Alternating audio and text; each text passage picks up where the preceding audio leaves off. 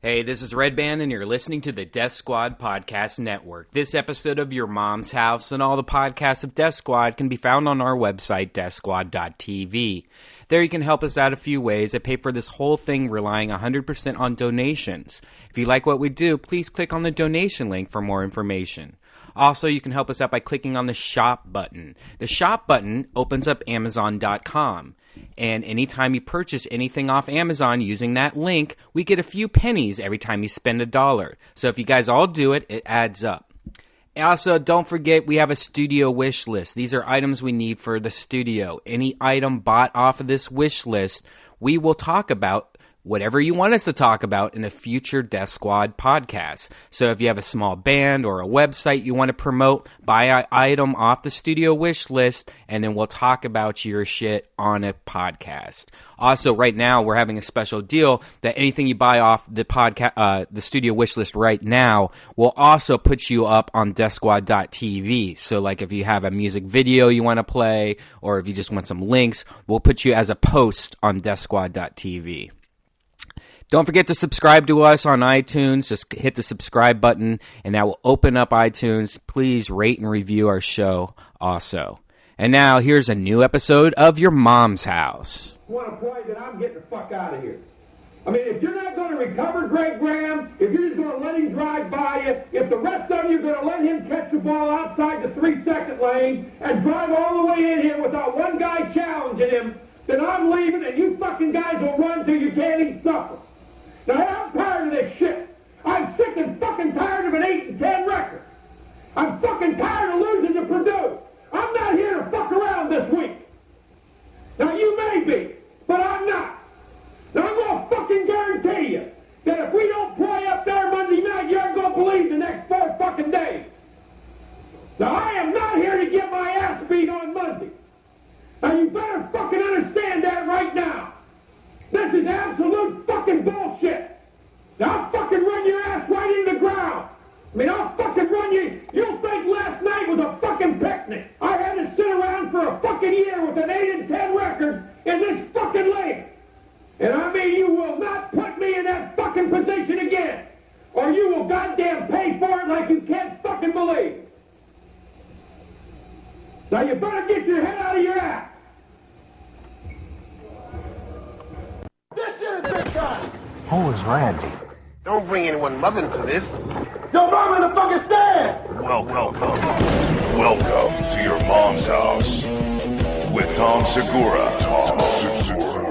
And Christina Pajitsky. welcome to Your Mom's House. Oh, man. Welcome indeed to Your Mom's House. Thanks for joining us live if you're watching live on ustream.tv/Redban. And for those of you that will be downloading the next few days and weeks, welcome to you too. You unloyal fuck for not tuning in live. Christina Pajitsky is not joining us today. I know, it's a bummer.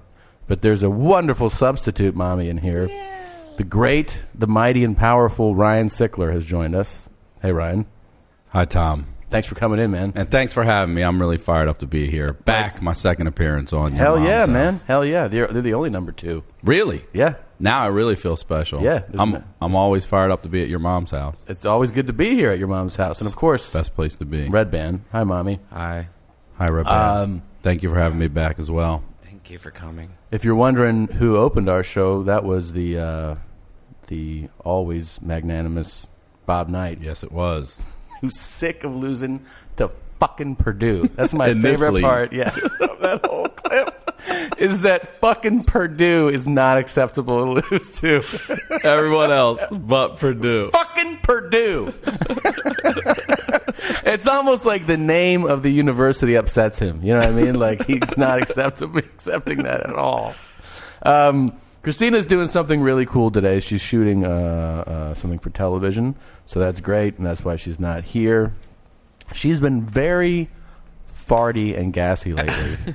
So if you want to reach out to her, you can tell her you miss her. Her Twitter handle is obviously at Christina P. And you can just say, why so farty? We miss you. You know, something like that. I think she would appreciate that. I think she really would appreciate that. I had a great weekend in Virginia Beach. Great club. Bunch of mommies came out, which was really cool to see. I met just a lot of great people, a lot of good shows. One mommy even brought me floss. Whoa. Yeah. That's great. She brought me floss. What was that, flavored or just normal? It had the blue packaging. I think it might be like a Minty, Yeah. The individual flossers or like actual twine?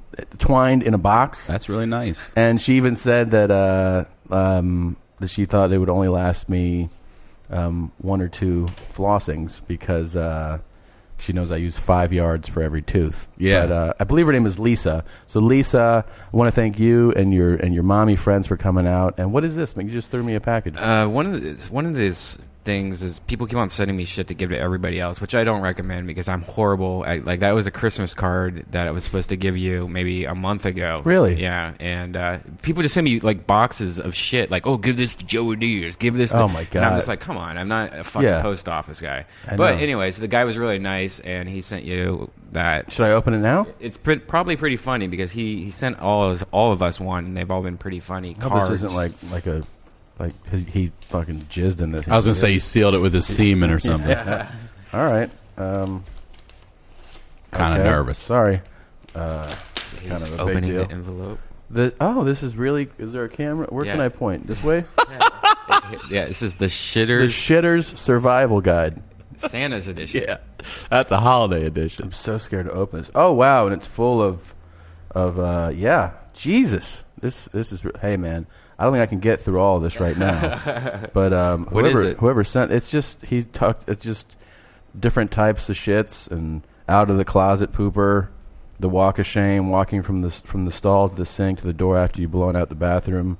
Pretend the smell does not exist. If someone asks, "Did you do it?" Simply reply, "Do what?" Better yet, hang in the stall all day. Just how to deal with dumping at work or school and stuff. Kind of defines it all. I really appreciate this, man. What makes it holiday? I guess I guess because you shit a lot. I mean, you have to shit at work during the holiday season. You know. You tend to overeat at the holidays. Holidays, yeah. Did you pack on some weight over the holidays? Yeah. You did? Oh yeah. Back and be more? Oh, so I just ate all kinds of shit. We're in the gift mood right now. Uh-oh. I have this for you. Look at this. Tom Segura's giving me a holiday gift right now. Is this to be opened right now? Yeah, absolutely. You're comfortable with that? Absolutely, man. Appreciate this. Romantic. This is. I mean, we're good very friends. Romantic. We are good friends. So I just want to get you something that you like, you know.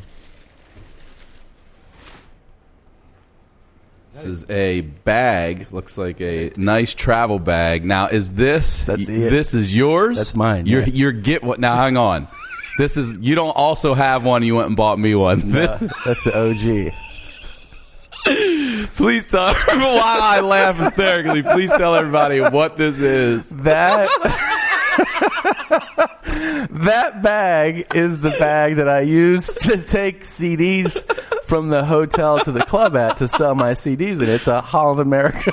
This is actually part of Tom Segura's luggage right here. This is part of his luggage. He carries this on the road, and he proudly places his CDs in here. And then, I mean, if you saw a CD in this bag, wouldn't you want to buy one? You'd be like, damn, I definitely need to buy one of those. For those that can't see it, it says Holland America line, a signature of excellence, and then it lists all the places that Holland America goes. Yeah, and there's a lot of places. It's just, I mean, it's convenient, and I saw the way you looked at it and stuff a lot. I love you. You know I do. But yeah. I did think about stealing this from you. You wanted it. I did. Yeah. I mean, look at the stains on it Smell right it. here. Man, thank you. I'm going to pass on smelling it. Hey, there's something in there, too. I wanted to add a little something to it. Seriously. Yeah.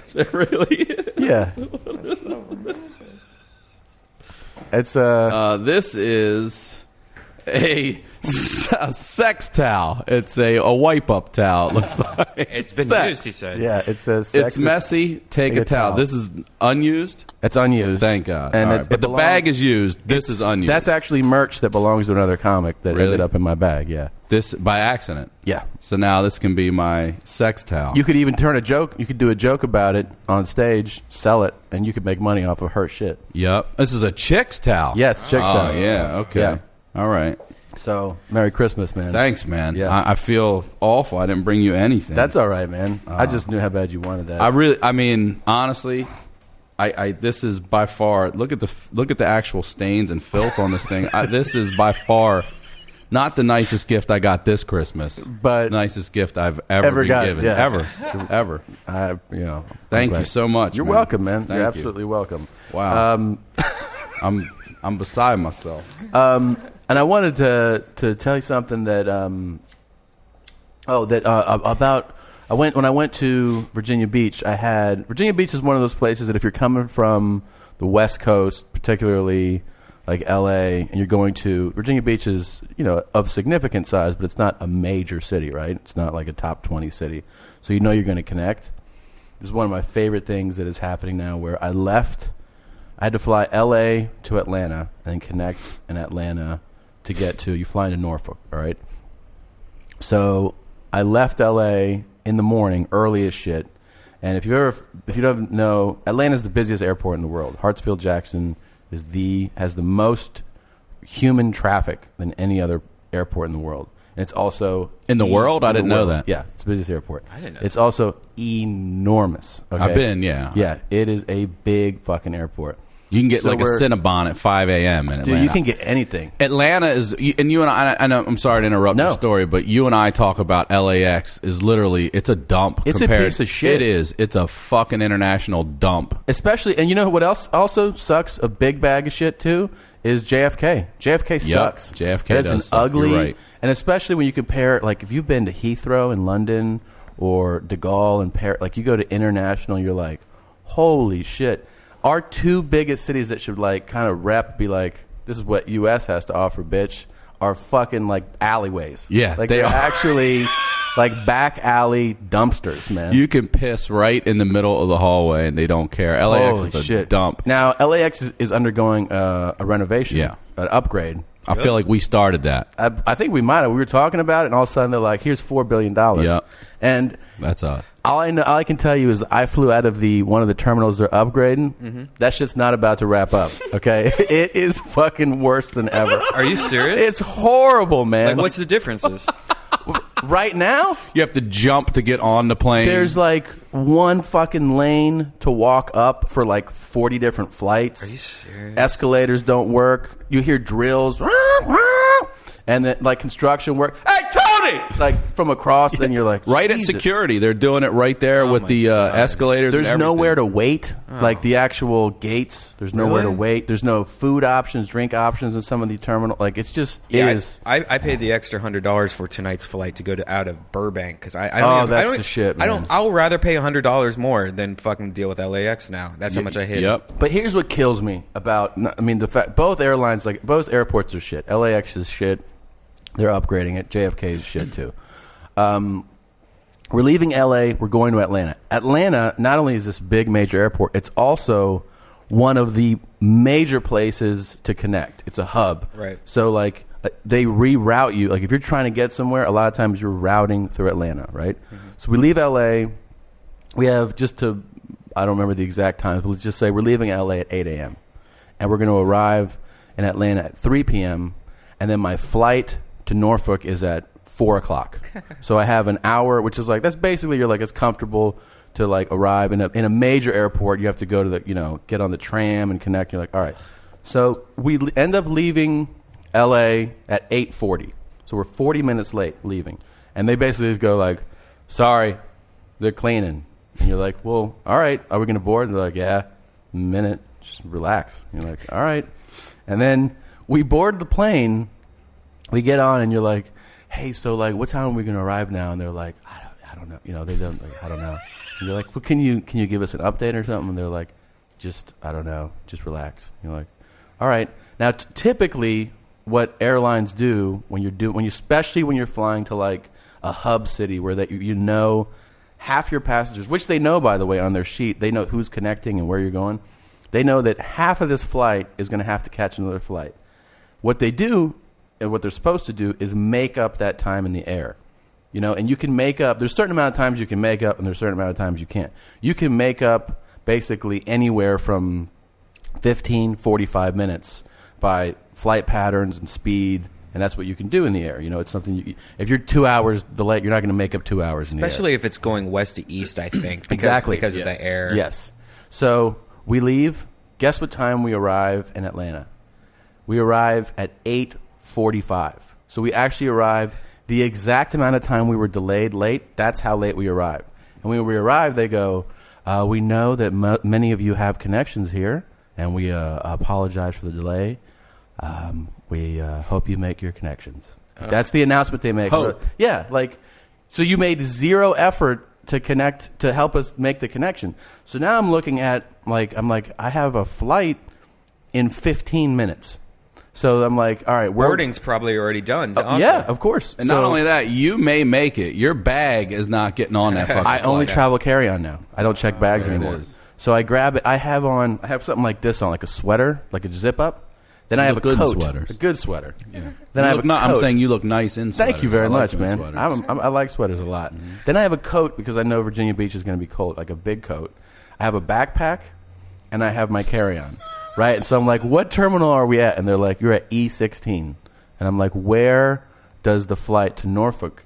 And they don't know, by the way, on the plane. I'm like, can you announce like where the connections are? And they're like, we can't do that. Can't do that. And I was like, Relax.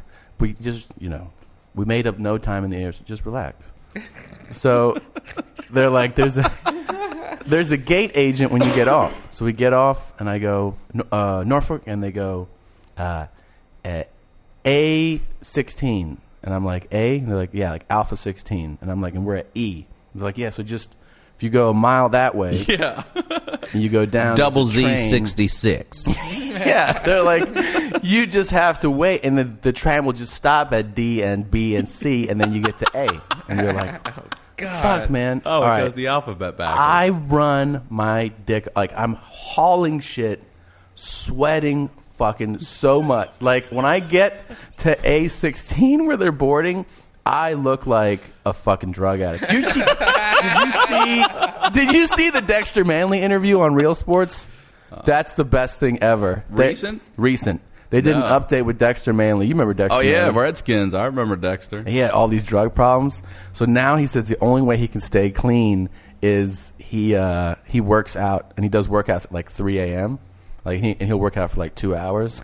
And they interview him after a work, like not in his workout clothes, just like he's wearing like a button down and his pants, and they're just like, Dexter, like, how are you doing? He's like, I'm doing great. And sweat is just pouring down his face. I arrive, and people are looking at me like, what is up with you, dude? And I'm like, I came from E! Like, and I actually get on the boarding. They stop boarding. You made it. I made it, but I didn't actually. Tom Segura. And they told me this, too. Oh, this is the best part, is I had a show that night. The flight arrives at 6:30, and the show's at 8. Oh, so, my I mean, God. But then they go, don't worry. If you miss this flight, we'll get you on the next one. And I go, when's the next one? They're like 7:15. And I go, when's it arrive? And they're like 8:50. I go, well, you're not helping me. And they're like, you'll get there like in 2 hours. I go, I got a show. And they're like, a show? Like, they look at me like, are you fucking crazy? And I'm like, yeah, I got a show. And they're like, you're sweating. Just They're the worst. Airlines are the fucking worst, man. I absolutely hate them. More than anybody. You were telling me you tuned in a little bit to the last Momcast. Oh, yeah. And you were saying, you texted me, you're like, I like how you said you just started farting in front of people. Because that's one of my New Year's resolutions, was to really start farting in front of people. And you implied, rudely, might I add, that that's not a new thing for me. Well, it's yeah, you went into how, like, you're just going to, drop bombs and claim it. Yeah. That's your new thing for Just 2012. be like, so what? And I happen to know that you have, I feel like you've been doing that for a while. Maybe you haven't claimed them quite as much. But one particular example. For those, by the way, for those of you not aware, Ryan Sickler is not only a comedian, but he's also the co-creator, co-writer, and co-star of a project that we did called Cutman. Yes. And we were getting our DVDs made. And my friend Vanessa, she and her mom worked at a place where they did DVD and CD duplication. This actual DVD right here. Thank you, Vanessa. And she brought us in to meet with everyone and show us the process of how they're made, the whole nine. We're meeting with at this point, we're meeting with the vice president of the company. Right, so we're with like the higher ups. We're with the number two of the entire company. For this DVD right here. And they had to go get he was trying to play we had a VHS so he could see what this thing was, and he was trying to play the VHS, and he's like, I'll be right back. He took us into this little meeting room, and Vanessa and him walked out, and Tom and I are chit-chatting, and Tom says, he's like, I got a fart, and I'm like, dude, don't do it in here. And he's like, too late, I just did. And it's one of those farts that not audible at all. It's completely silent, but I still remember the smell. It was so awful. It smelled like poison, and it hung out. It didn't just hang out. Like, you could taste it in your mouth. It was disgusting. It was definitely in the air. Yeah. Definitely thick in the air. Like, I felt moisture on my skin. And Vanessa walks back in. She's like, oh my God. Right? I mean, instantly. And I'm like, nope, that's this fucking animal right here. So now at this point, I said, the dude said he was going to be right back, and Tom just has this look of somewhat panic on his face, like, oh no. And the guy walked back in, and not only did he walk back in, he absolutely smelled it. Remained complete. He did stop one time. He stopped. Yeah. He remained completely professional and kneeled down right in the fart zone. Yeah, right in the heart of the fart zone. Yeah. And to put this VHS in so he could watch it. Then, after that, do you remember the next part? We went and met the president. The president, yeah. Yeah, after that, the vice president still wants our business, still takes us over. We meet the president, and Tom shakes his hand and literally does that belch in your mouth, that when your cheeks blow up, and blows it in the guy's face. In his face. Am I lying? No. In his face. And I was like, you just shit in one guy's mouth and farted in another guy's mouth. Like, I mean, belched in another guy's mouth. Like, what the fuck is wrong with you? Do you want this? Do you want to get this made or not? I did. I stuck my hand out. I shook his hand. And I went, Tom. Like that. Blew it right in his mouth. Shit and belched. He did a little. Two guys' mouths. Yeah, of course he did. Yeah, he was like, ooh. Why'd you burp? And that he went. The best part is that he went to the other guy. He goes, that one son of a bitch just burped in my face. And he goes, oh, he took his shit when I was shit in my mouth. All right? He shit in my mouth. And we still got the DVDs made. So, again, thank you, Vanessa. We do. And actually, this is actually a great segue. So this DVD, it is one of the most fun things that I have ever been a part of. Yeah. It's called Cutman. It's a pilot. The only way you can get this pilot right now is by ordering the Super Mommy Pack. You can do it. Some of you have done it. You've gone to my site. You've gone to it. You've clicked on TomSegura.com. You go to the store and you see it there. You get Cutman, you get my CD, you get Christina's CD, and you get a poster. I'm going to have Ryan autograph these as well. And you can get the whole pack. For some of you who have ordered it, I really want to thank those of you who have ordered it. If you haven't ordered it, I'm hoping this might encourage you to. I'm going to fuck your mom. Listen up, little mommies. The Super Mommy Pack is here. Was it such a shock that your mother wants to fuck? The Super Mommy Pack, what all the mommies are talking about. Go to TomSegura.com, click on store, and get your mommy on. My body is the rock and roll temple, and my flesh, blood, and body fluids are a communion to the people. The Super Mommy Pack includes Tom's album, Thrilled. Crying motherfucker. Christina's album, It's Hard Being a Person. Fuck off. The pilot DVD of Cutman. You can charge that to the game. And an 11x17 Glamour Shots poster of Christina. Go to TomSegura.com and click on store and do what a mommy would do. Run his ass over. You be nice to him. I'll fuck you up. Oh, man. That's awesome. Man, I want 2 right now. Don't you want them? Wait, how much is it? It's $25. Oh, that's cool. Yeah. I might get a mommy pack. Yeah, and Tom will fart and belch into every Cutman DVD case for you. You get a lot of value, man. You get 2 hours of stand-up CDs. You get the pilot episode of Cutman, and you get a poster. We valued it. It's a $68 value, and you get it for $25. I mean, it's a good deal. That's like free. Basically free, man.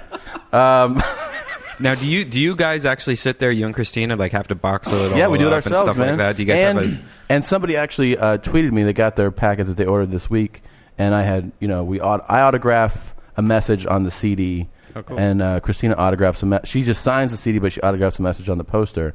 And they were like, "Do you write the same thing do you autograph it the same way for everybody?" And I was like, "Absolutely not.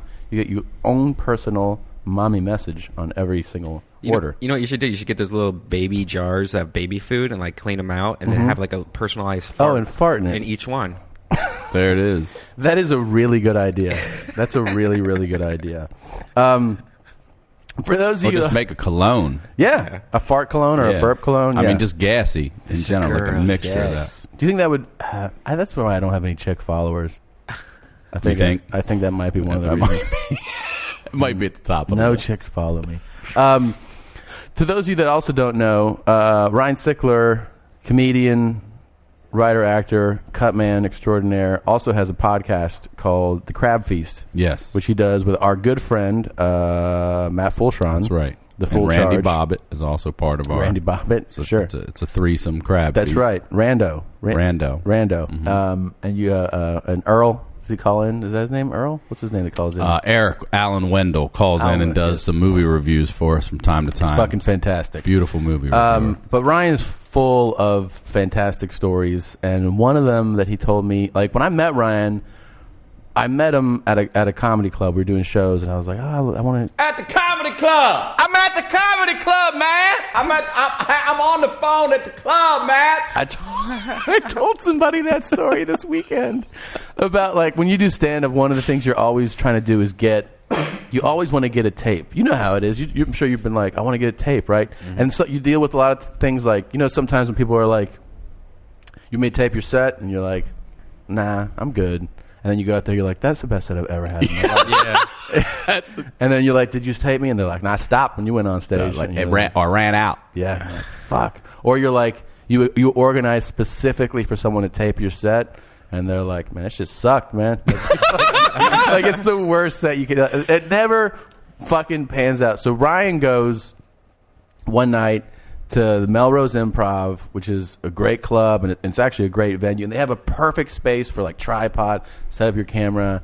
You go up on stage. You have a set that you're like, man, I'm so glad this is on tape right now. And the truth is, it's when you're taping for it to hit all the beats, and you're like, man, it opened right first, flow, it just transition. It all worked out perfectly. And you're like, I got it. I'm so glad I got it. You go home. Right? And that's just part one of the whole... honest to God, I know there's so many things that you need to do in order to be successful at anything. And one of the things that we as comedians need to submit is a set on tape.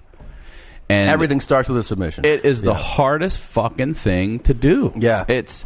Because sometimes the battery... How many times does the battery die? Remember that one time where you were panicking, my battery's not working. The battery's not working, or... I think I broke a couch. Or you were upset. I kicked a fucking couch. Or the guy taping you, for some reason it didn't tape, or it ran out in the middle. No audio, but you look good, man. Yeah. It's just non-stop. You have no idea what's going to happen when you try to get a tape. Yeah. And this particular night, I set my camera up, and I went up on stage. Unbeknownst to me, this dude, loud black guy with a Bluetooth on his ear, took a call and had the conversation through 8 of the 10 minutes of my set. Oh, my God. And when I got home and listened to it, that is what I heard. How? Yeah, I'm at the comedy club, man. the comedy club. And I was like, holy shit. And I was like, I was so fucking pissed. The electricity went out in the middle of it and came back on. And as a comic, you should address that. But I had to get this damn set. Remember when the fire alarm went off? Yeah. On my set in Baltimore? In Baltimore, yeah. For the whole Saturday Late Show. Yeah. It's just going off. And Tom just plowed through it. He was just like, fuck this. I'm going to do this. And just stayed. And some people got up and left because it was deafening. I mean, it was terrifying. deafening, and he just kept staying on the mic and just like, I'm just going to keep doing this. I kept talking, yeah. You guys want a pro tip for that? Anytime you're going to record your set, one good tip is that every single Have a comedy guy club with has a Bluetooth sitting next to his every comedy club has like a mixing board kind of like this, what I use here, and they all have headphone jacks. All you need to do is get a cable and like a $70 MP3 recorder and go, hey man, can I plug into your headphone jack? And they're like, okay. And then you just plug it in and then you hit record on that, so it records the audio perfect soundboard quality, so you don't have to worry about that. So if the camera fucks up and there's something to do with your Bluetooth on, later in post edit you can just take the audio and put the two together. You know, yeah, so that's actually great advice. What about, so you won't get any, but will you get the audience? Will you hear laughter? Yeah, most comedy clubs actually have it set up for recording like that, so they usually have a mix of the audience and it. And if not, you could always take the audio from the camcorder if it's not too bad, and you could mix in like just the laugh part. I mean, there's ways around it. You know who probably definitely has that set up? The Comedy Factory in Baltimore. Yeah, definitely. They were definitely on point. Yeah, because they just got chicken fingers in, I think. By the way, one of the things they do need to get, actually I'm a big fan of it, you should try to get a door between the kitchen and the showroom. That would be a huge help. Jessica! You going to the park on Wednesday? And you're like, I'm on stage right now. When you're up there, it sounds like a brawl in the back corner because you don't know what it is, and they're just taking orders.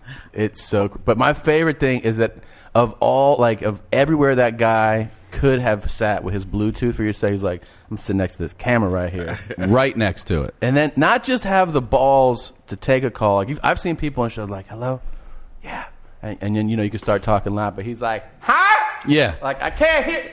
People laughing right now. I'm in a show. God damn. And I still submitted that set anyway. I submitted it. Somebody tell you like that guy. The booker emailed me back and said, whoever the loud black guy is talking next to your camera ruined your entire set. We need another one. I was like, God damn it. I wish he was talking about like some real seedy shit too. You know what I mean? Like the body's in a ditch in Griffith Park. They never gonna find us. Shovel behind the tree, man. Bag of cash in my Lincoln. Marker 22.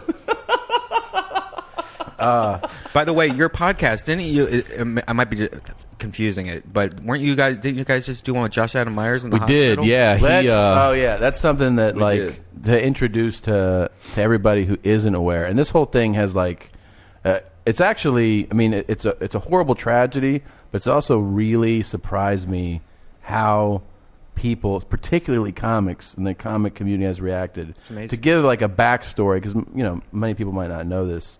Two comedians who are, I'm friends with one, not as close as you are, and you're friends with both, were in a horrifying car accident a week ago, and it was Josh Adam Myers driving and Angelo Bowers in the passenger seat. Right.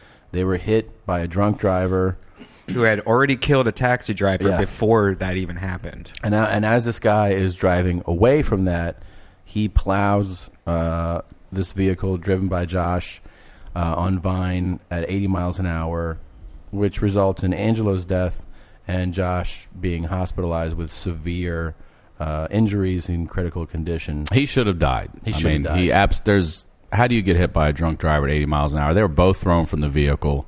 Mm-hmm. He's got a long road to recovery ahead of him, but he's going to make it. He is going to 100% going to make it. Yeah. And I think he might be getting out today. Yeah. Well, I think that's what I hear. A couple things that really have. I mean, the obvious. We get reminded all the time of it, but like the drink, you can't drink and drive, man. No. Like, there's so many options for you. Like besides, you can call people, you can call friends, you can call cabs. It's way cheaper to spend. I don't know, whatever, a $50 cab ride. A $500 cab ride is cheaper than a DUI and killing someone and going to jail for the rest of your life. At 21, this kid was 21 to 20, and then that kid's life is over. Yeah. Done.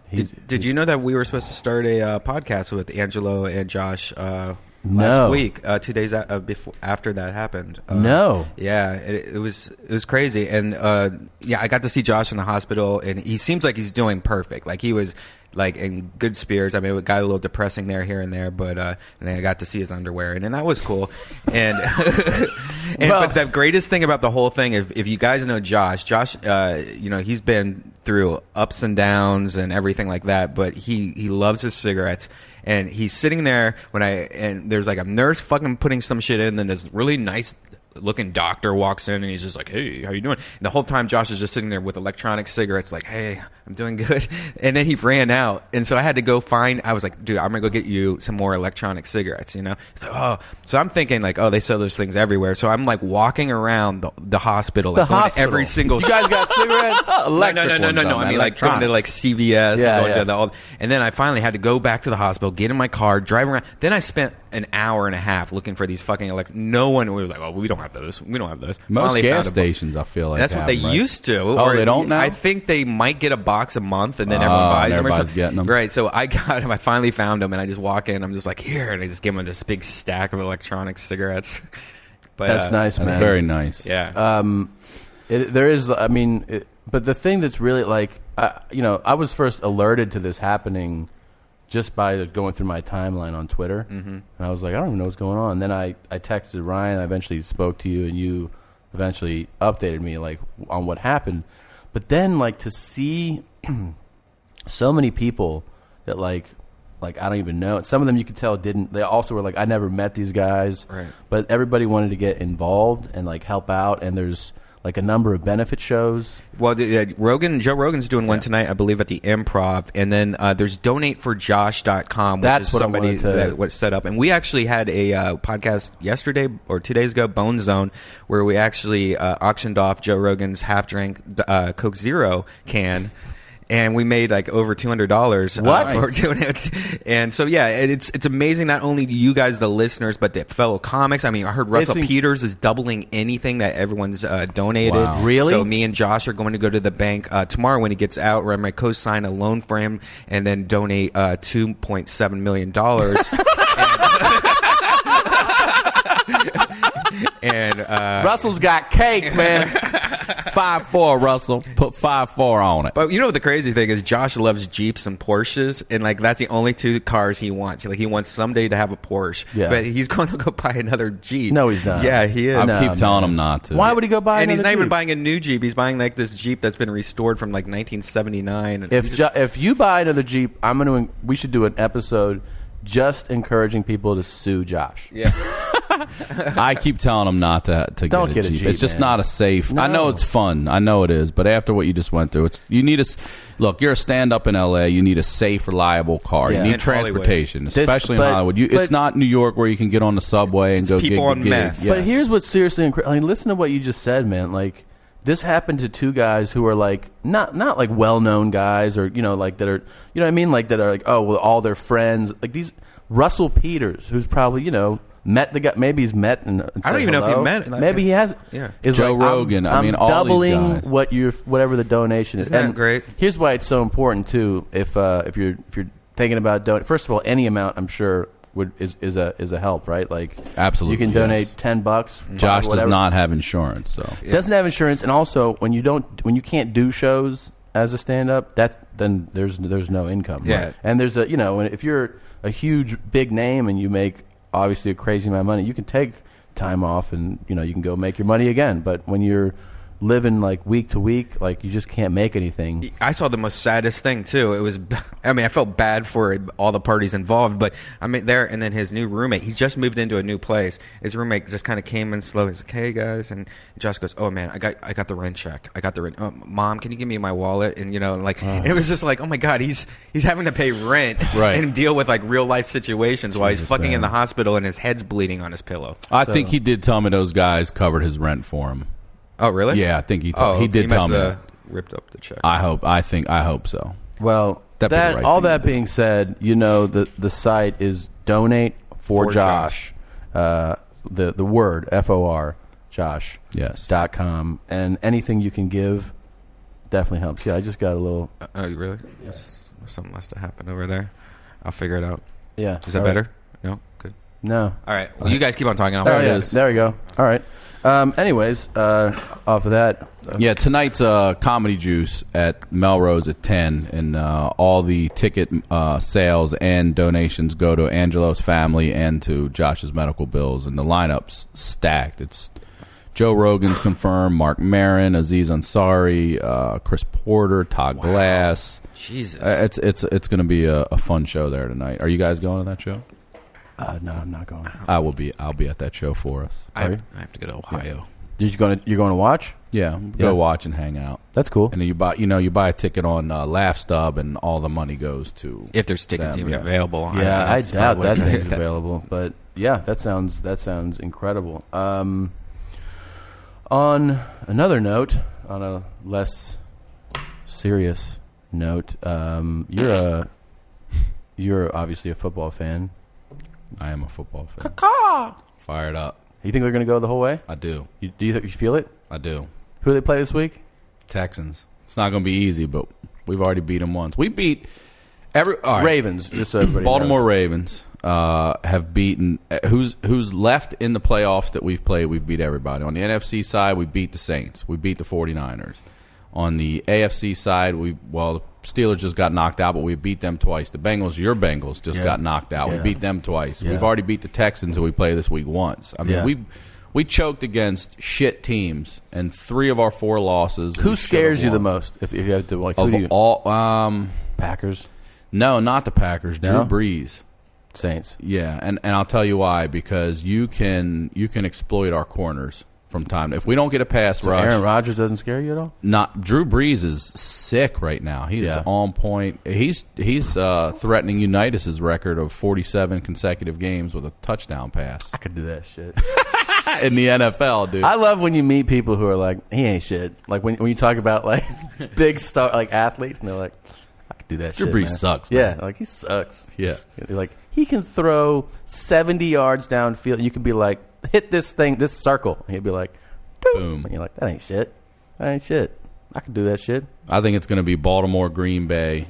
Baltimore wins in Indy. Look at this. This is prediction time, man. That's it right there. That if you're right, I will match your donation to the show.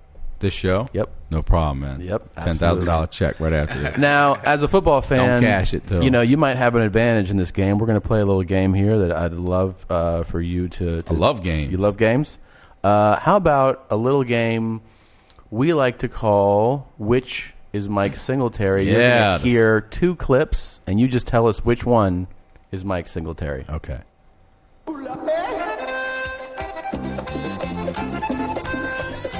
Which is Mike Singletary?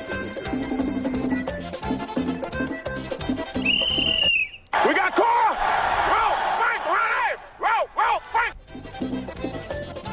That was clip 1. That were there, and they made a difference. And the things that I was able to take away Clip from 2 each one of them is absolutely the samurai, Mike Singletary. That's so your answer is? I'm firm on clip 2. Clip 2? Is Mike Singletary. All right. You were almost 100% correct.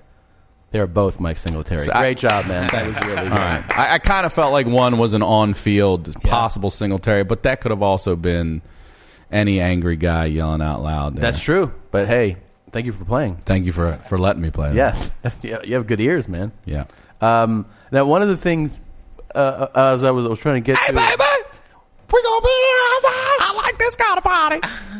One of the things I was going to tell earlier is, people should tune in to the Crab Feast. A lot of stories. We've had a lot of good times and stories that you've told me. And one of my favorites that you told me shortly after I met you was about your old roommate. Yes. Who, in turn, I love the way things come full circle. Finally, probably 7 years after 8 years, maybe after you told me the story. This summer, we're in Baltimore. We're doing shows at the Comedy Factory, and then you're like, "This is." After I talked, you didn't even introduce me. We hung out. I forgot. And then afterwards, you were like, "That's the guy." He actually said, "I'm the guy." I'm the guy, did this. And I was like, I was like, eyes that's right lit up. Yeah. Now, please tell me what happened. Tell everybody what happened with your. Was this your first roommate in L.A.? Yes. This is. You got to listen to this. Wow. This is the story of the first roommate. Ryan moves to L.A. He's pursuing, like all of us, entertainment, comedy, right, career. You have a roommate from back home. Yeah, I had an apartment in the first place I got on my own was in North Hollywood. Okay. In the hood, and I had my own place, and a friend of mine from college, we'll call him Espo, just in case he doesn't want me giving his full name for this, because there might still be some legal problems. But he wanted to move to California, so he came out and he's like, "Can I stay with you?" You have good luck with guys coming out to live with you. Yeah, I really do. I'm the best at it. Any other dudes want to come live with me? Come on. So he comes out, and I'd been in this apartment for about, 8 months. I had a few months left, and he was just going to sleep on the floor, and then we were going to get this 2-bedroom that was down the hallway. And quick backstory is, when I lived in Baltimore, or lived in Maryland, I worked at UPS in Baltimore. I worked at the hub there, the UPS hub. Shout out to everybody on Joe Avenue, Primary 1. And there's some great UPS stories, by the way. I ran the shit out of that unload. Yeah. And anyway, so I worked there all through college. I put myself through Towson, and worked at UPS every night doing this. So for years, I was UPS, UPS. And he knew that, because I could never go out, because you don't call in sick to UPS. You can't do that. Not if you're a supervisor. And I had worked my way up and was a young supervisor at the time. You got to be catastrophically. Yeah. Wow. Okay. Yes. So, like, one time I actually had to have somebody call in and tell them I got arrested on some bad tags just so I could go out with my brother before I left for California. Yeah. Really? Like that, yeah. And they still, when I went in, they were like, "That's some bullshit right there, man." I was like, "That happened, man." I was in jail for a couple hours.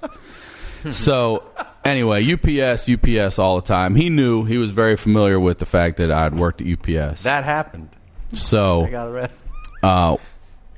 And when you come to California, at least for me, it was new. The whole, when you come to your apartment building, you press a code, and then the phone inside the house rings, and you buzz someone in. That, I had never lived anywhere like that in Maryland. Like, it was just, you walk up to somebody's damn door and you knock on it, or you ring the bell. It wasn't this, gated access. And I failed to tell him that. That's about all the defense I can give him for this. Is that you failed to tell him? I failed to tell him that, hey, if perhaps someone comes to the gate and you pick up the phone and they're at the gate, you press 9 to buzz them in. Okay. All right? So I am guilty of that, and that's as much as I am. Not the worst crime. Not the worst crime. So I am at work. I just got here. I was working at a hotel just for a job when I start, and I get... well, let me tell you this also, too. So Mike moves in with me. Oh, I said his name. He won't care. No. He moves in with me, and he sleeping on a mattress on the floor at the time, and he has a lot of guns. He's one of these guys that loves his guns. He just likes guns. I got my guns, and that's all I got. That's what I got. And he's got a 9mm. I think it's a Glock. And he keeps it not only loaded, but he keeps it under his pillow with a Post-it note on it that says loaded. So in case he ever forgets. So to me, I just treat every gun as if it's loaded. Yeah. But for him, he was like, I just leave that Post-it that says loaded on it. When he moves in, like, do you express, like, I always used to imagine, like, do you express, like, hey, man, like, what's up with all the guns? Like, do you need all these guns? Immediately. He only had that one with him at the time. The rest of them were back home. Like, but I don't mind someone having a gun. I'm for guns. If you want a gun, great. I believe in Second Amendment, fine. But I'm against having it fully loaded with a Post-it on it that says loaded, because you could panic and wake up in the middle of the night and start blasting, forgetting that it's loaded. And who has it under the pillow? Like, don't you guys move your pillow when you sleep? Like, who are these people that are just like, I can constantly just lay on a pillow and not move it? I got the worst sleep last night because, the gun was laying under my neck. Right in my neck, man. It got me right behind my earlobe in that soft spot. What the fuck? So he has this thing, and it's been, I've told him, I made it very well known that I was uncomfortable that he had it loaded with a Post-it. Why don't you just, keep the clip out, whatever. Yeah, pop it in when you need it. Nightstand. Yeah. Right? So I go to work one day, and I get a phone call at work. and it's Espo, and he says, hey, man, you're not going to be happy about this. I said, what happened? He's like, I just pulled a gun on the UPS man. I was like, what? Say that again? He's like, I just pulled a gun on the UPS man. I'm like, do you hear how that sounds? Like, are you listening to what you just said? And I said, I got to go. And I hung up.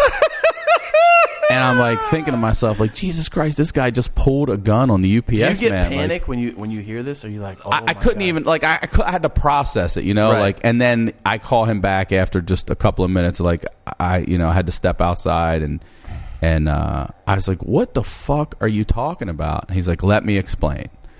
So the story goes, the phone rings and he picks it up. Hello, UPS for Ryan Sickler.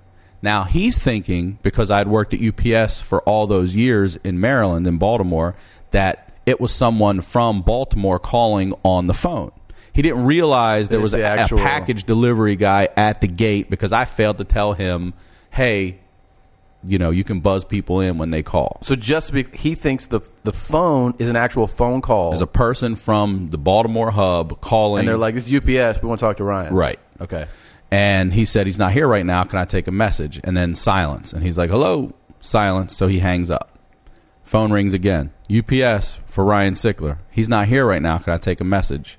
Silence again. And he goes, motherfucker. And he hangs the phone up. Motherfucker is the UPS voice. Is Espo saying motherfucker. Like, just frustrated. Okay. Like, I'm asking if you want to leave a message. Holy shit. You're not answering. I'm frustrated. Motherfucker. Sure. Click.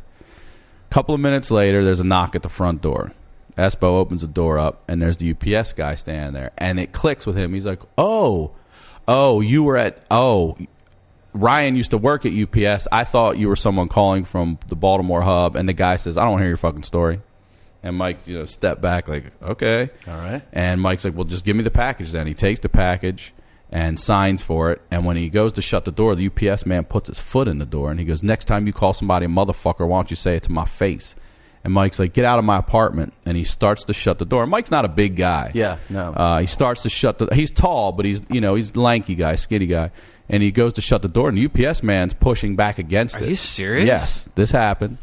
And Mike picks up his 9 and puts it right in the guy's face. And like, who's a motherfucker now? And that guy just panicked. I mean, he just stood there ghost white. Oh, God. And he leaves, and he goes immediately, as you would too, right back to UPS, like, fuck these packages. Goes right back to UPS and reports it. So then the police come over, and the police are questioning him, like, did you point it at him? He said, I never pointed it at him. And they said, do you have paperwork for this gun? He's like, I absolutely do. Here it is. It's completely registered. And they said, well, we could take that gun from him. He's like, no, you can't. That was an intruder stepping into my home. I was just protecting myself. On top of it, there's an older guy that lived down the hallway who's witnessed the whole thing. And he's actually the guy that buzzed the UPS man. He was sort of like the assistant manager when the crackhead gambling thief manager on duty was not available. So he does have a witness to this whole thing. And the police show up, and this guy was an old state worker, California state worker, and I liked the dude. I felt bad for him. He had no family. He liked boxing. I would just go sit in his place once in a while and watch boxing with him and stuff. So he fully took Mike or Espo's back. He's like, this kid... That's exactly what happened, blah, blah, blah. So I get home, and I can't even get over it. I'm like, you got to be fucking kidding me with this shit. Like, you pulled a gun on him? He's like, the guy was fucking pushing back against the door, and the old man's telling me, he's right. So the court date comes, and they go to court for this. And when Mike at the time drove a Honda Prelude, and Prelude sits super low to the ground. And this dude was old. He was overweight. The guy, the state worker. The witness. Yeah. And Mike had to get him down the steps and into the car. So they got to court like 10 minutes late. Mm-hmm. Well, they were the first case to go. And they had already and the judge was pissed. Yeah, court doesn't like that shit when you're late. Pissed. So, all of UPS, the execs are there, like the police are there, and they come in late. So the witness stands up and he says, look, I'm a former California state employee. I'm disabled. This gentleman was it's my fault. He was helping me get here, and the judge didn't give a fuck. Like, you should have left earlier then. You should have started going down those steps earlier. So what the judge did was like, this is what we're going to do. and he permanently banned that address from UPS delivery. Forever.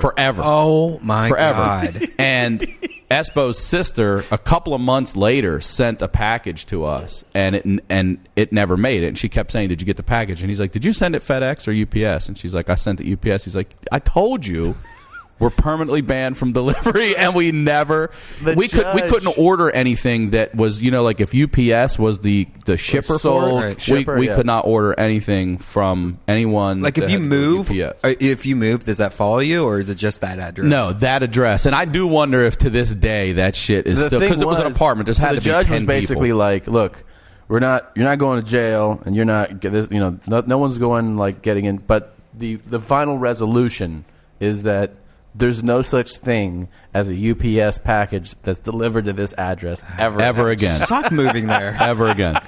And that the poor, if it has stayed like that, if it truly has stayed that way, people in that apartment over the years have probably been like, "You got to be kidding me! I can't get UPS in this unit." So fucking hilarious. North Hollywood. Wow. Just to. That's crazy that the UPS driver even did that, though. Like seriously, Yeah. I think if a UPS driver did that, also, I would fucking go batshit crazy. Get your fucking and I told him that. I was like, "Look, I was uncomfortable about the gun and everything, and there's a great reason why. Like, why did you have to go to the gun right away? Like that was, you were just waiting for somebody to start some shit. You know what I mean? Like I got this shit loaded, and could you imagine having a gun? If you're the UPS man, there's a gun pointed in your face with a post-it on the side of it that says "loaded." Would you shit yourself? I would fucking absolutely panic. Loaded post-it. Especially he was feeling good. He's feeling tough. You're feeling strong. Like, "What's up, motherfucker? Why don't you say that shit to my face?" You see this post-it? What's up now? Loaded. See that? The shit I'm pointing at your face is loaded. That's fucking crazy. But I was on his side for that. After the old man, the witness was like, "Look, this is what happened." I was like, "Well, if you really felt that foot in the door." Yeah, and the UPS dude was a big guy, they both said. So Really? yeah, put your foot in the door and push against it when he was trying to shut it. Trying to be a badass. And tell me, son. Yeah. Yeah, that's aggressive. That's why people from Baltimore, man, they're aggressive. They're a little aggressive. And then after that story, I met him. Right? Yeah, you did. It was like he came to the club. 8 years of having a story in your head of like that he has a friend who's fucking out of his mind, who put a gun on a UPS man. We're hanging out one night after a show. We're walking down the street, and then he's like, "Yeah, I just got the fully automatic AR-15. Yeah, that's right. Cannon and I got a laser sight on it and a silencer." I'm like, "How can you even get it?" He's like, "You can get it. You got to register and all this shit. You can get a silencer for a semi-automatic machine gun." So he's like that guy from King of the Hill, that one guy with the glasses. That always yeah. And then he's just talking, and then all of a sudden he's like, we're just walking down the street. I'm like, "I'm just with Ryan's friend Mike," and then he's like, "Yeah, I still got that Glock too," or some shit like that. I'm like, "What Glock? Remember the UPS Glock?" And I'm like, "Oh!" Like I almost turned white myself. Like, "You're the fucking guy." He's like, "Yeah, I'm the guy who pulled a gun on the UPS man." That's awesome. And I think he said now he has like an arsenal, man. He's just like, I got missiles and shit. He's like ready for all of UPS, like a whole fleet. Like, bring on FedEx. I don't care how many trucks you have. I'm ready. Step up, roadway. This reminds me, by the way, of when I came here one night, and I called you on the way and told you that, because this is actually where I was coming when I went to the bank to try to hook you up. Oh man, that this is where I was headed. I was headed to that's a best friend to the comedy club. To the comedy club, man. I've been going I go to this bank, and I was in there with Christina, and I see one of the tellers, and she's helping us out, like set up an account, and she's really attractive and nice, and I lean over while she's on her computer, and I go, "This girl will be perfect for Ryan," and Christina her eyes light up like, "Yes." And so Christina's like, "Hey, are you single?" And she's like, "Yeah, I'm single." And she's like, "Would you be open to being like set up with somebody?" And she's like, she's kind of like flattered by it. She's like, "Yeah, I think I would do that." I'm like, "All right." So then, I leave and I call Ryan. I was like, "Dude, I think I could set you up with somebody, this girl at the bank who's pretty hot." And he's like, "Yeah, like make it happen, dude, for sure." Like totally about it. So, and the thing is, I know him well, but I don't really know her at all.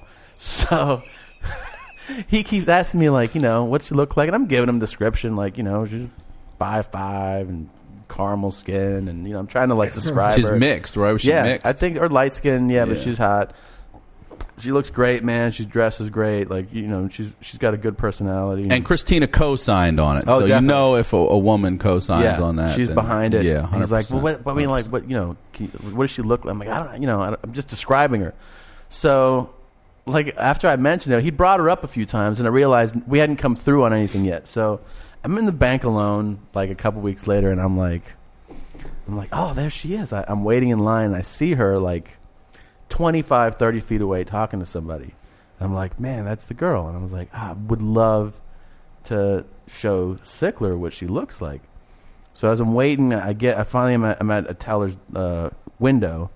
I take my phone and I'm like texting, and then I put it on camera and I turn it and I go like doot, doot, doot, like that. I take like 3 pictures and then I put my phone down and I'm like, hey, and I see the teller kind of go like, not really say anything, but kind of mildly react.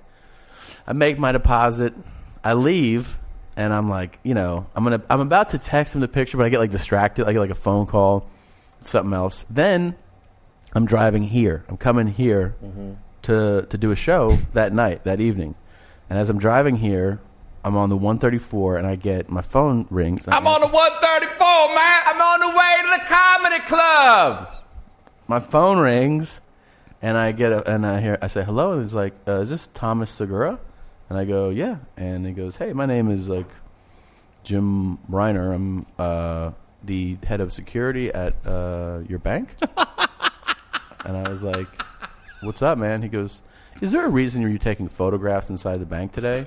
And I was like, oh shit, what? He's like, you were taking photos. We have photos of you taking photos, and multiple eyewitnesses that saw you taking photos in the bank today. And I, like, in a panic, know that it's like, it's innocent. Like, it's not like, I go, well, the thing is, and I realize that I'm spilling something that doesn't actually sound that great. I'm like, my friend, I wanted to set him up with one of your employees, so I was taking pictures of her.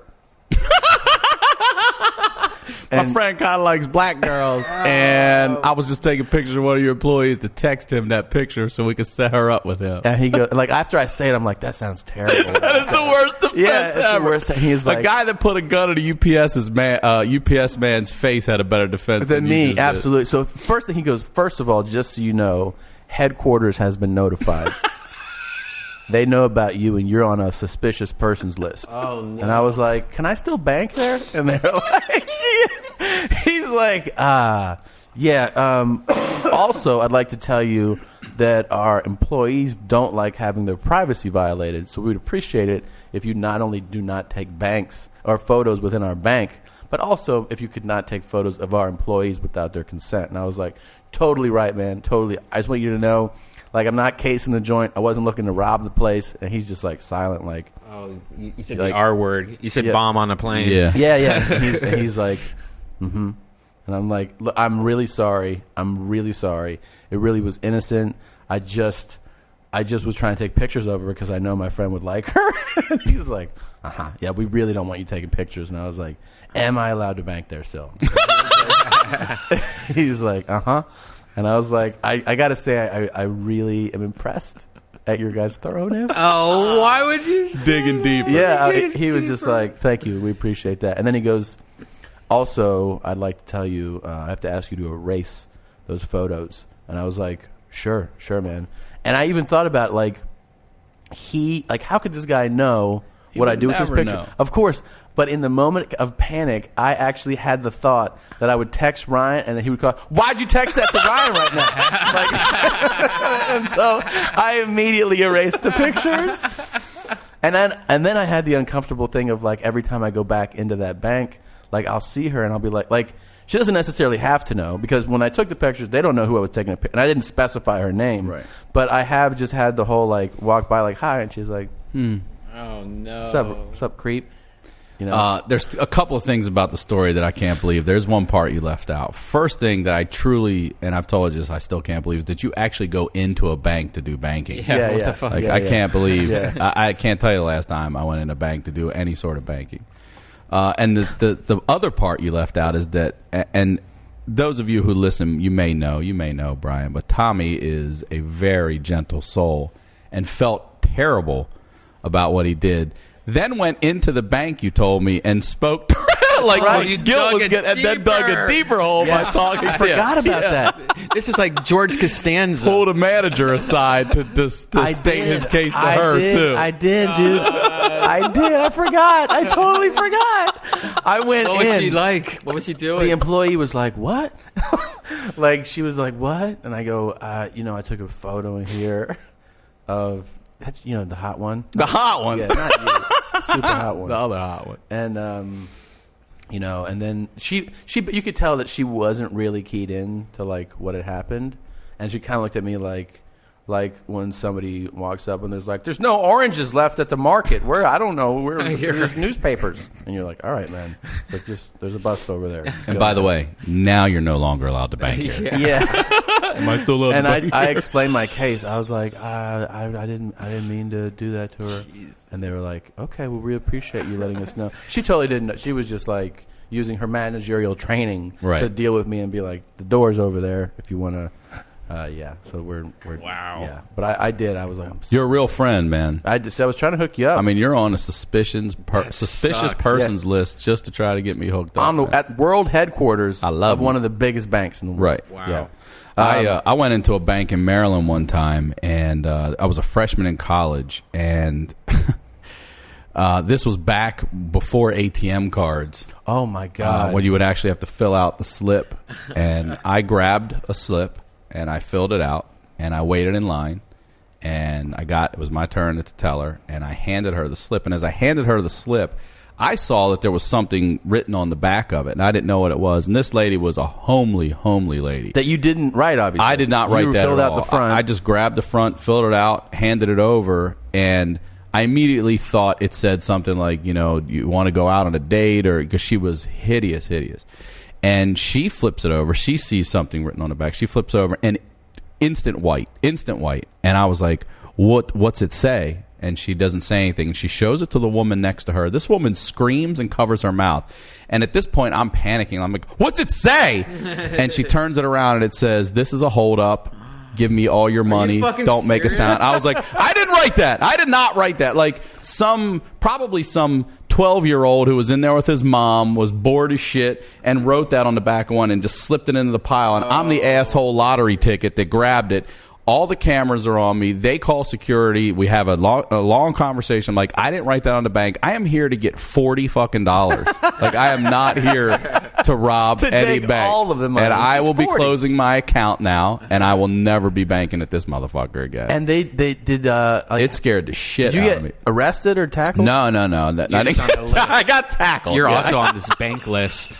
You ever been tackled in the bank? Yeah, I was running and there was an old security guard gave me an open field tackle by the door. Bam! Night Train Lane. No, we had to have a long sit-down conversation to figure out who I was. I mean, when they looked at my balance, I only had I was a freshman in college. I had like $200 in the bank. But that's perfect reason to rob a bank. Yeah, it is. But I even said to her, I was like, what am I? Suspicious person. Yeah, I probably know it. I probably both of you guys are going to get like a bunch of overdraft charges, and you're going to call them like, can you guys help me out with this? I mean, I got 8 overdraft. They're like, oh no, we can't. Why don't you take some pictures of me doing it? I said to him, like, what bank robber robs a bank with nothing on his face? Like, you have my ID, you have all the information you need to come get me. Why? That's like you convinced them. Though. That's like trying to rob a bank. How long did it take you to convince them? About 15 minutes. Wow, they looked everything up. That's impressive, man. Well, I mean, after they realized, they started going, yeah, you know what? Yeah, I mean, this is my real ID. This is really the picture matches. Like, this is who I am. I am not here. I don't have a weapon. Like, I'm not robbing the bank. At least you got to kind of experience that, though. That's like something that no one gets to experience. Like robbing a bank, seeing the cashier's face go, oh, that's. I have experienced the adrenaline rush of robbing a bank. Yes. Before we wrap up here in a few minutes, I wanted to acknowledge, of course, and I didn't. I don't want you to think I forgot you, buddy. I got to meet the biggest Death Squad fan in the world, Monkey Todd. That's awesome. You did meet him. Monkey Todd came to a show in Virginia Beach this weekend at the Funny Bone. He's a great guy. He's a super fan of yours, Brian, and of all the Death Squad podcasts. He's out of his mind in that he has Brian's that logo tattooed on his arm. Death Squad logo. Nice. And then on the inside of his arm, he has Bert Kreischer's face. Okay, I saw that picture. Yeah, the that's machine. him. Yeah. Wow. Yeah, he has that tattoo. And he did us. Man, this is the best thing ever. Just play it. This is Monkey Todd. It's a cool place. You go to the Pasadena Ice House and you get in a good mood and have a few drinks and like I said, where are the dudes at? You know where the dudes are at. What? Where are the dudes at? Okay. Where are the dudes at? Okay, so here's the thing. We're going to take a break. Now, this is going to be your call. This is going to be your call. I actually saw that yesterday on one of you guys posted it. I can't even believe it made TMZ. That's like the 100th time that he's gotten through to TMZ. How does he do it? And I love that he added, Harvey, you know where the dudes are at. Where are the dudes at? Play it again. Please play it again. God, that was awesome. And they're like, what? He's like, where are they at? Where are the dudes at? It's a cool place. You go to the Pasadena Ice House and you get in a good mood and have a few drinks and like I said, where are the dudes at? You know where the dudes are at. What? Where are the dudes at? Okay. Where are the dudes at? Okay, so here's the thing. We're going to take a break. They're like, what the fuck are you talking about? That's beautiful. Oh, man. Thank you, dude. Thank you again, Todd.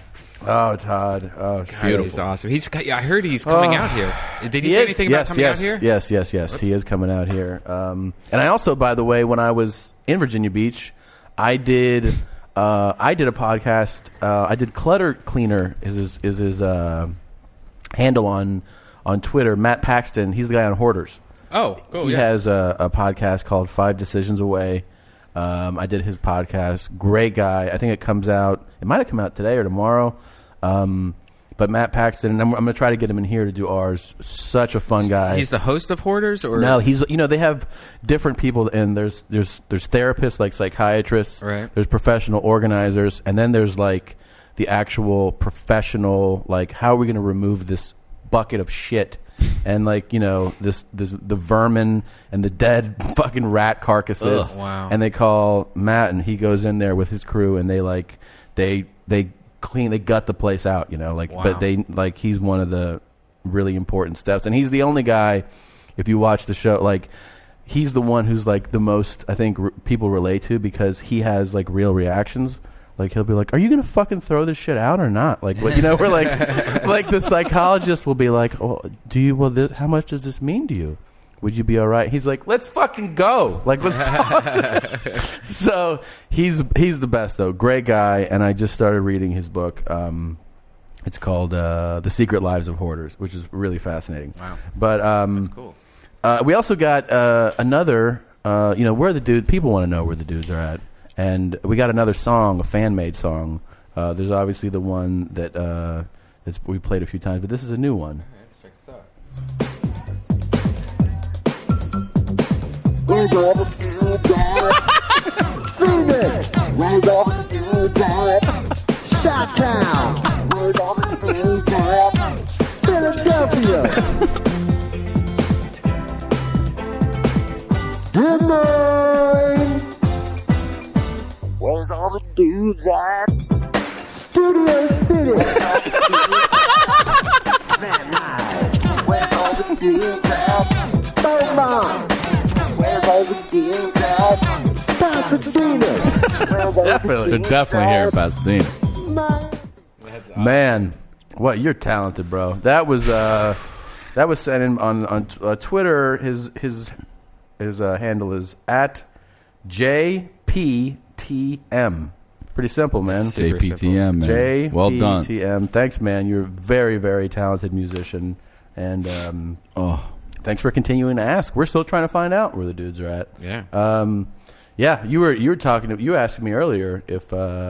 Yeah, I follow your podcast. I know the history of it, but my question to you was: is Casey? After hearing that voicemail, it sounded like he was on the verge of getting pissed, and I was just curious how he's feeling about that. Right I'll now. tell you the best. He's left me the voicemail. I got a text message before that episode, because it's where he texts texted me. Tell me how you react to this text. Open your phone, and the text from your friend says, "Call me if you give a fuck." So I call.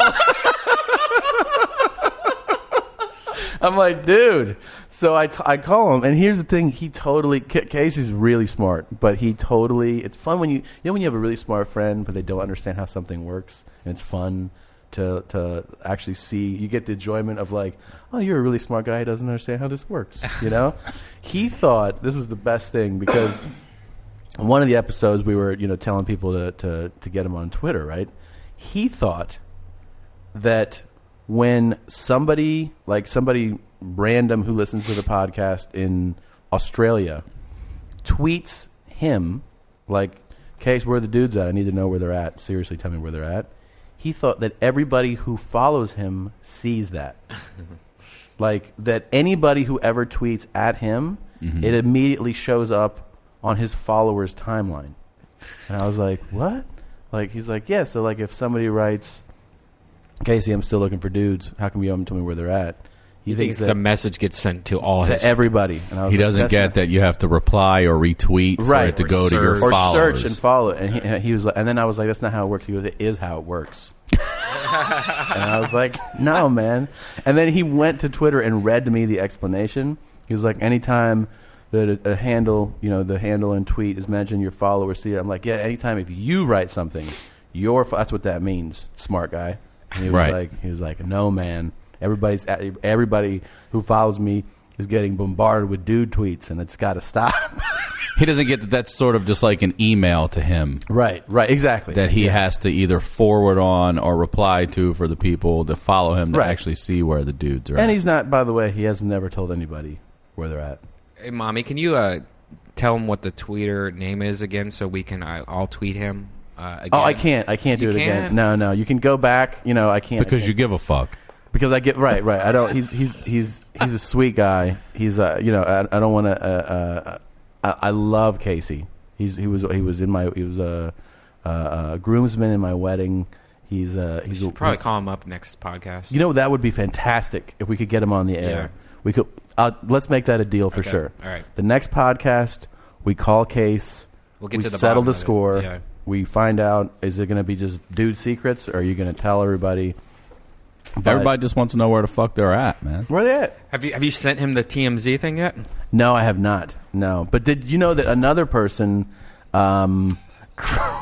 created these stills that have the where the dude's at, on when you drive by a church and it says Corinthians 28:17 and thou shalt let. Somebody saw that when they just wrote where the dude's at this Sunday.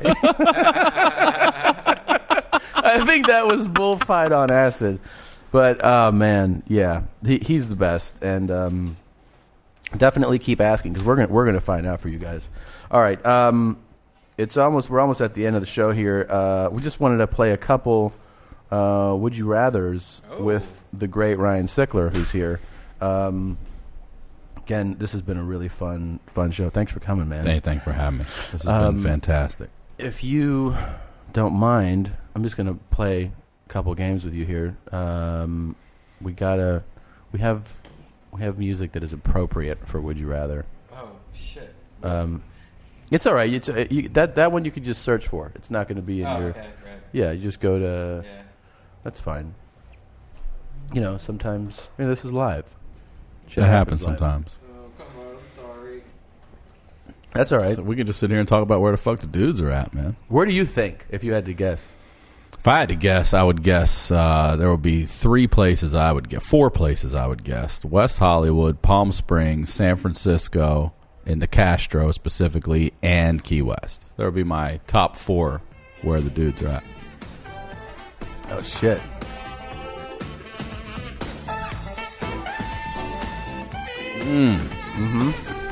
Yeah. That's the kind of shit I listen to right here. Yeah. You play sax, right? That's you, isn't it? That's me. Yeah.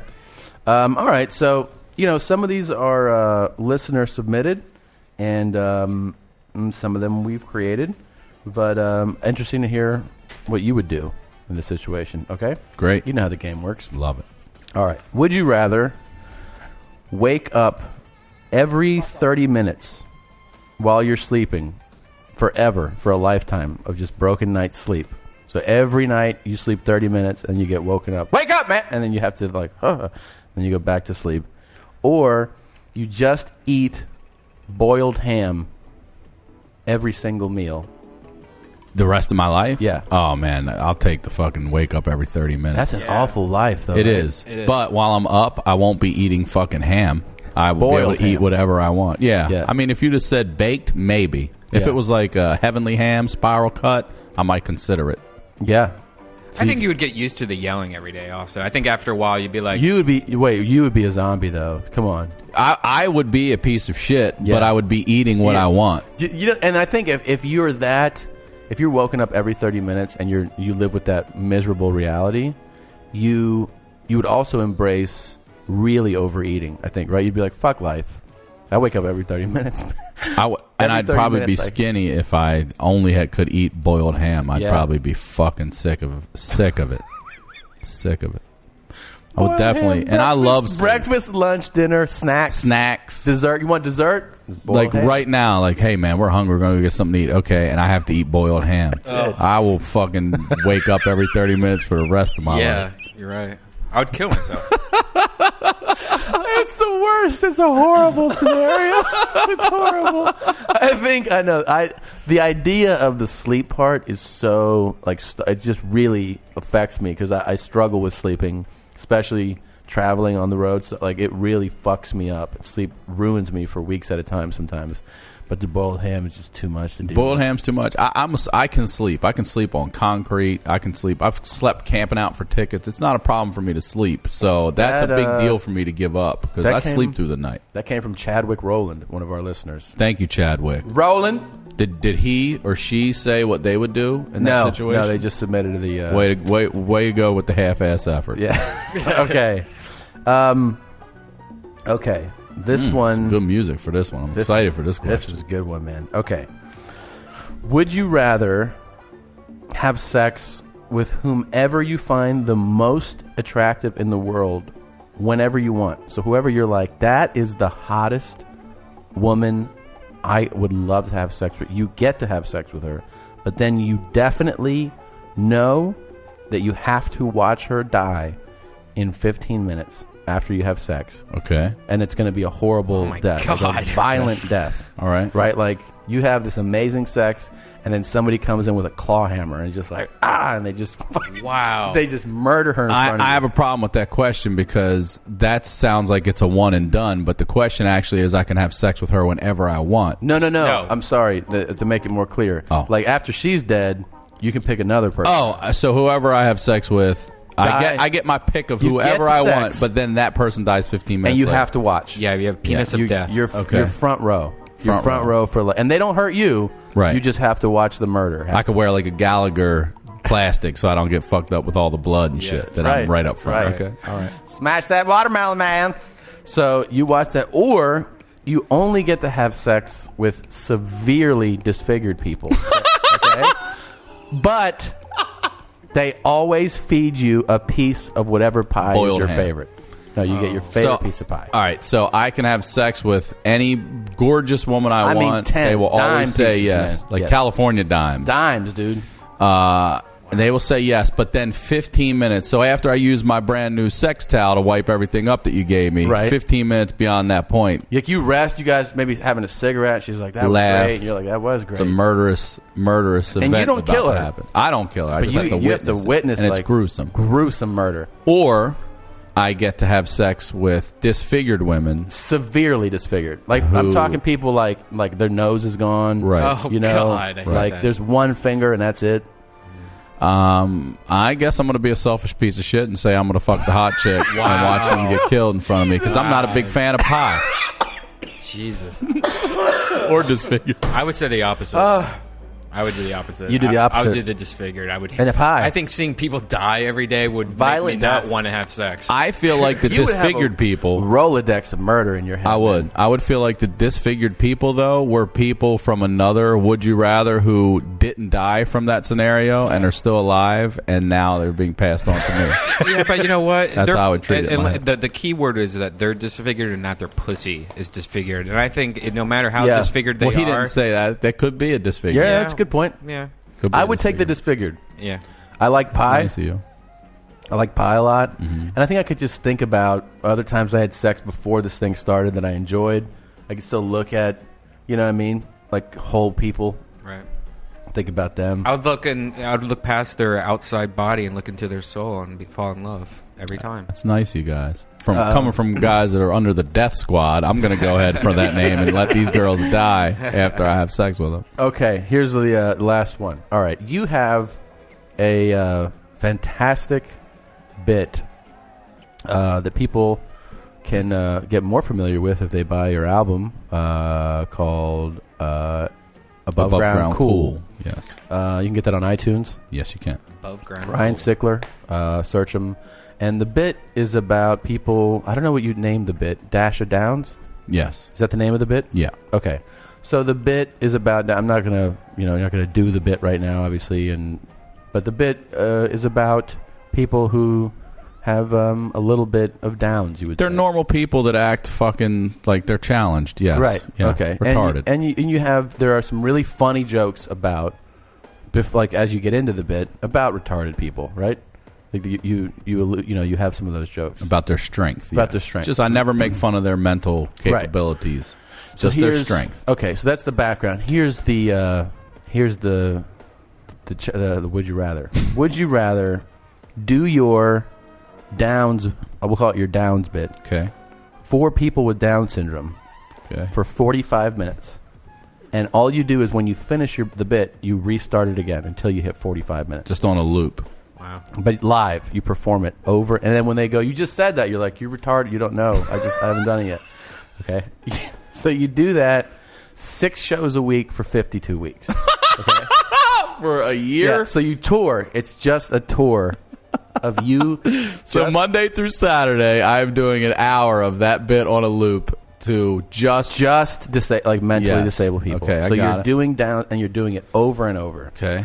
Or you meet Ray Lewis, who's one of your favorite pro football players on your favorite team. Yeah, I know where this is going. When you meet him, you grab his nuts, you tug, and you say, "These feel a little light. You a faggot?" Not probably. I mean, you got to. I want you to think of the real world. I've thought of the real world thing, and although it would be a lot less physical pain involved in the Downs bit. Yeah, I'm still gonna have to go take the Ray Lewis on that. Explain to me how this works. Then picture it happening. I would picture it happening. So they're like, "This is Ray Lewis." Like, hey, this is Ray Lewis. Yeah, and Ray comes up to you, and he comes up to me, he's like, and "What's he up?" puts his hand out to shake it, and I reach up under him and I grab his balls, and I'm like, "Hey, man, these feel a little light. What is what's my follow up? You a faggot?" Yeah. Let's do the whole thing. All Okay. right, I'll be Ray. All right. What's up, man? What's up, Ray? How you doing? I'm good, man. Hey, your balls feel a little light, man. You a faggot? I would absolutely say that to Ray Lewis. You don't think he could really overreact? He'll probably kill me. He could overreact. You said, yeah, he could. He probably. I mean, what do you? I don't even know if I'll get the question out after I grab his balls. Yeah, it is a homophobic slur. It's yes. a slur. It's a horrible. I don't use it and anymore. I try but to you make asked this me clear. to quote it. So. Well, I'm trying to make it clear when we do Would You Rather. The idea of a Would You Rather is that they're both extremely undesirable scenarios. What if he just started mouth kissing you? Because that's what I would imagine him doing. I would look. I thought it was good. I thought you were going to ask if he could ass slam me. Is what I thought you were going to say, something like that. Because I would actually take that over doing that bit on a loop. Not only because it's offensive to the disabled community, but It's because horrible. I would get sick of hearing myself say that. Oh, every my day for God. 6 days. I mean, so I. And would here's the take thing: you can only do pain that from bit. Ray Lewis. I mean, how long is that bit? Only like a couple of minutes. I mean, the whole bit. If you do it like you hit every beat in the bit. Let's say You would probably make it a 45-minute bit, though, after a couple weeks, and then you would have the most awesome retard bit in the world, and you wouldn't have a dick in your mouth. What would you call that hour special if it was just 1 hour of a one retarded? I would call it I'm retarded. That's what I would call it. If I chose that, that's what I would call it. I still like the idea of you just doing a 4-minute bit like 11 times. The same 4-minute bit, 11 without even it, and boom, and you right don't back acknowledge, into it. and you go and you whatever the first line is, you just to no applause, no approval, no anything in the entire room. Because you know the second time you start it, there's some chuckles because they're like he's repeating the thing he just said, and then they're like, and then they might even laugh like, wow, he just actually verbatim repeated something he just said. Then we start the third time. There's gonna be a few people that'll be like, that is even more hilarious that he's acting like he hasn't said this already 2 full times. By the 4th, 5th, and 6th time, people are going to be like, hey, man, you already said this like 5 times, and you just have to be like, I don't even acknowledge it. I just keep doing it again. I'm 9, like, yeah, well, guess what? I'm going to do it another 6 times in a row. 11. That would be a good game show, like just different things you have to do while you're on stage, like you know, to the audience. Yeah. For this example, like how long would it take for you to clear the room by doing the same bit over and over and over and over and over again? How long would it take? Even if it wasn't an offensive clear bit, a whole room now. I feel like you'd clear it in 15 minutes. Well, let me ask you this: even though it's against the rules to go back and redefine a would you rather, if it wasn't the bit about Downs, 2 Downs people, let's say it was not that, would you have taken that scenario then? If it was any bit to regular people? No. It's still a Downs to just a regular it's mentally audience. Disabled audience. It's mentally disabled audience. But any bit. Yeah, so it's whatever bit you want. But I would still take the Ray Lewis. Because you just can't tolerate it. That's what people don't like. I get sick of myself. Every comic, people like you. That's how you retire jokes. Other than I haven't done that joke in forever. I got a little slack for it too, but it's been You got so slack long. for dropping it? Yeah. And they made a good point too about it. So I was like, you know what, you're right. But I'm not really making fun of their mental capacity. Yeah. I am making fun of the just orangutan strong strength they possess. Right. And that they don't know that they possess. Do they ever do like bench tests with those guys? Or anything? Like your bench and squat combo shit. Yeah. But yeah, really other than the millions of dollars that the Rolling Stones make, I don't know how they can still get up and sing Satisfaction. I mean, obviously, if I was being paid millions, I could too. But I'll bet you they're fucking sick of singing Satisfaction at every concert they play. Yeah, I have jokes definitely that I I recorded the night of my album that have not been said since. And then I have jokes, a few that, like you said, where people go, how come you don't do it anymore? And I go, I can't. I just can't say it anymore. And they're like that. I don't think people get. They're like, dude, I've said it 500 times. Yeah, I've said I can't fake the enthusiasm of selling the beat. I can't. And it's not you're going hello 500 times. No. It's a bit that you're doing 500. Where the thing is, if there's a bit, you commit like some emotion to it, and you know what I mean. Like you're essentially like, this is how I feel about something. But if you've said something, it's almost like if you talked about like your friend and you're like, this guy's fucking wearing me, and then you just get tired of talking about the person. You know, you're just like, I can't do it anymore, man. I can't do it. That's how you feel about jokes. Like I could say, I'm at the comedy club like 500 times and not get tired of that. Easily, man.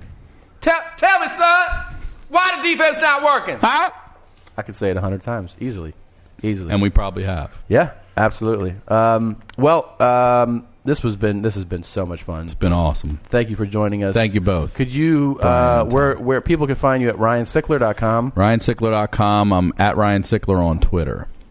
I am going to be, this Friday and Saturday, I'll be at the Comedy and Magic Club in Hermosa Beach. Comedy and Magic Club. It's a comedy club.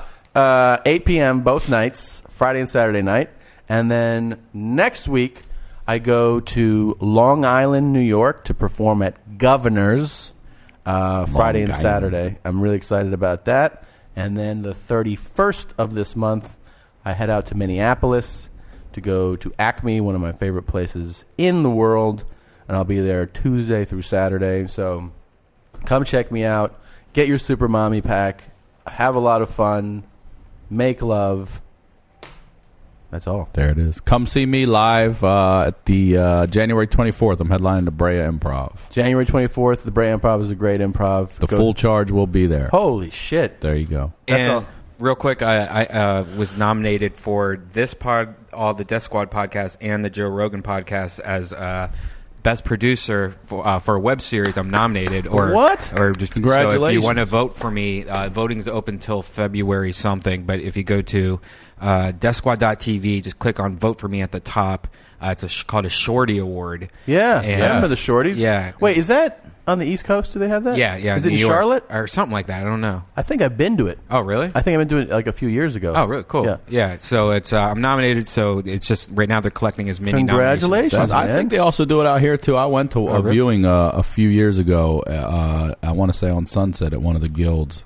Yeah, it's awesome, Brian. Cool. Congratulations. Yes, I was going to say, brilliant, man. And follow my podcast, The Crab Feast. Yes, definitely. Check out the latest one. Check out The Josh Crab Myers. Feast. Yes, Josh calls in. From and of course, hospital. donateforjosh.com. Yes, donate for Josh. All right. See you guys. All right, man.